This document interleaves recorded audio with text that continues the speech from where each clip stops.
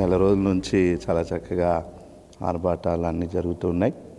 అదే రీతిగా చర్చిని చక్కగా అలంకరించటం, అదే రీతిగా లైటింగ్ వేయటం, అన్ని విధాలుగా చక్కగా ముందుకు వెళ్ళేటట్లుగా దేవుడు కృప చూపాడు. చాలా చక్కగా ఈ యొక్క సెలబ్రేషన్ చేయాలని ఒక ఆలోచనతో ముందుకు వెళ్తున్నాం. అన్నిటినీ చాలా చక్కగా ఏర్పాటు చేశాం. అంటే ఈ సంవత్సరం ఏమైనా కొత్తగా ప్రారంభించారా? అంటే చర్చ్ అంటే క్రిస్మస్ను పురస్కరించుకొని కొత్త కార్యక్రమాలను ఏమైనా చేయబోతున్నారా? అయితే ఇటు సైడ్ మాకు కూర్చోవటానికి చాలా ఇబ్బందికరంగా ఉంటూ ఉండేది. ఎందుకంటే చాలామంది ఇక్కడికి రావటం ద్వారా, అందుకని చక్కగా పక్కన రేకులు వేయటం అనేది జరిగింది. ప్రజలను ఉద్దేశించి అందరూ వస్తున్నారు కాబట్టి ఇంకా చాలా చక్కగా అన్ని విషయాల్లో దేవుడు సహాయం చేసి, అన్ని నిర్మాణ విషయంలో దేవుడు సహాయం చేశాడు. అంటే మనకు ఏ ప్రదేశాల నుంచి మనకు ఇక్కడికి జనాలు వస్తూ ఉంటారు? అంటే మనకి ఇది సెంట్రల్ పాయింట్గా ఉంది కదా, మనకి ఎక్కడి నుంచి అంత జనాలు వస్తూ ఉంటారు? అంటే దాదాపు ఈ యొక్క శాంతినగర్ మన్నా చర్చ్కి అనేక ఏరియాల నుంచి వస్తూ ఉంటారు. ఇటు ఎల్బీ నగర్ నుంచి, అదే రీతిగా కాశీబుగ్గ, పిఎన్ రావు కాలనీ, అంబేద్కర్ నగర్, అదే రీతిగా ఎంహెచ్ నగర్ నుండి 4 దిక్కుల నుండి కూడా ఇక్కడికి అనేక మంది వస్తూ ఉంటారు. అంటే మీరు ఎన్ని సంవత్సరాల నుంచి పాస్టర్గా మీరు వర్క్ చేస్తున్నారు? అంటే దాదాపు ఇక్కడ నేను 22 సంవత్సరాలుగా సేవ చేస్తూ ఉన్నాను. అంతకుముందు జన్ను ఆనందం గారు సేవ చేశారు.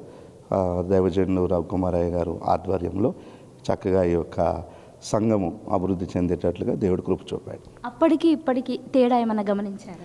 అప్పుడు చాలా చిన్న చర్చి ఉండేది, కానీ ఈ మధ్య ఒక 3 years అవుతుందన్నమాట ఈ యొక్క మంచి మందిరాన్ని చక్కగా కట్టేటట్లుగా దేవుడు కృప చూపు. ప్రభువారు 2025 సంవత్సరాల క్రితం నరావతారుగా ఈ భూమి మీద ఆయన జన్మించినప్పుడు దేవుని దూతలు ఆకాశం నుండి, పరలోకం నుండి దిగివచ్చి బెత్లెహేమ్ అనే గ్రామంలో, ఆ యొక్క యెరూషలేములో గొర్రెల కాపరులు వారు పొలంలో ఉండి వారు గొర్రెలను కాసుకుంటున్నారు రాత్రివేళ సమయంలో.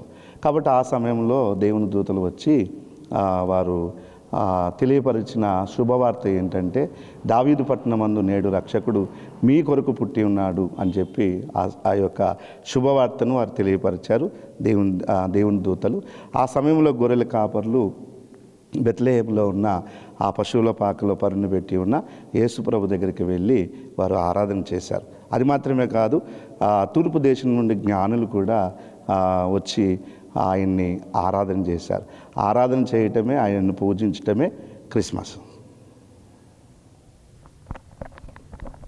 ఓకే, చూశారు కదా యేసుక్రీస్తు జన్మదినానికి సంబంధించి, అదేవిధంగా యేసుక్రీస్తు పుట్టుకను గురించి మనకు పాస్టర్ గారు అయితే ఎంతో చక్కగా వివరించాడు. బెత్లెహేమ్ అనే గ్రామంలో యేసుక్రీస్తు పుట్టడం, పశువుల పాకలో యేసుక్రీస్తును పరుండబెట్టడం, అదేవిధంగా యేసుక్రీస్తును చూడడానికి జ్ఞానులు బంగారము, బోలము, సాంబ్రాణిని సమర్పించి యేసుక్రీస్తును చూడడానికి వచ్చారని మనకు పాస్టర్ గారు అయితే వివరించారు. కెమెరామ్యాన్ రాకేష్తో ప్రత్యూష, K Times.